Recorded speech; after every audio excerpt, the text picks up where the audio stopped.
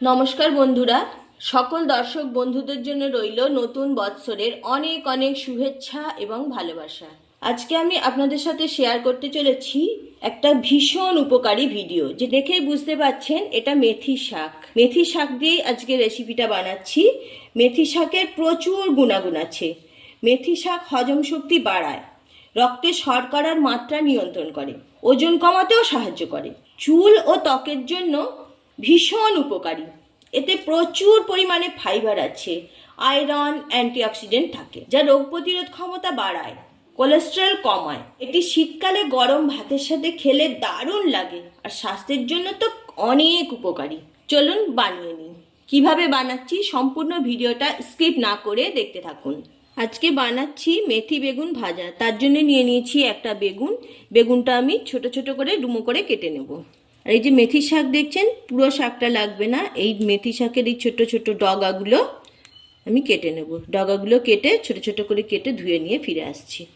শাকটা ছোট ছোট করে কেটে আমি পরিষ্কার করে ধুয়ে নিয়েছি, আর বেগুনটা এইভাবে ডুমো করে কেটে নিয়েছি। বেগুনের মধ্যে দিয়ে দিচ্ছি সামান্য হলুদ গুঁড়ো, কয়েকটা চিনির দানা, আর দেব পরিমাণ মতো নুন। এবার ভালোভাবে বেগুনের সাথে নুন হলুদ মাখিয়ে নেব। খুব ভালোভাবে মাখিয়ে নিয়েছি। এবার গ্যাস অন করে কড়াই বসিয়ে দেব। গ্যাস অন করে কড়াই বসিয়ে দিয়েছি। কড়াইতে দিয়ে দিচ্ছি সর্ষের তেল। খুব বেশি তেল দেওয়ার দরকার নেই। তেল গরম হয়ে গেছে, ফোড়নে দিয়ে দিচ্ছি দুটো শুকনো লঙ্কা আর কালো জিরা। নাড়াচাড়া করে নেব। এবার নুন হলুদ মাখিয়ে রাখা বেগুনগুলো দিয়ে দিচ্ছি।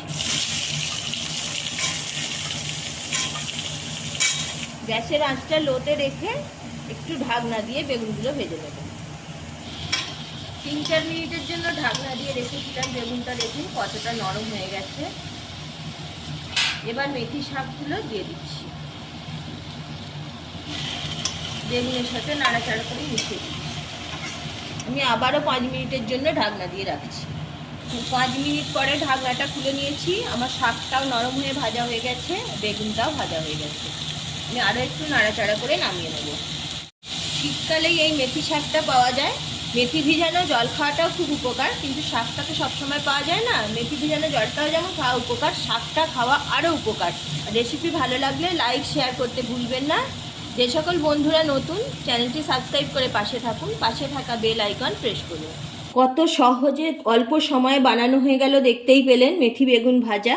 এটা বানানোও যেমন সহজ, ভীষণ ভীষণ উপকারী, আর গরম ভাতের সাথে অসাধারণ লাগে। আজ এই পর্যন্ত। ভালো থাকুন, সুস্থ থাকুন। আবারও দেখা হচ্ছে অন্য কোনো এপিসোডে।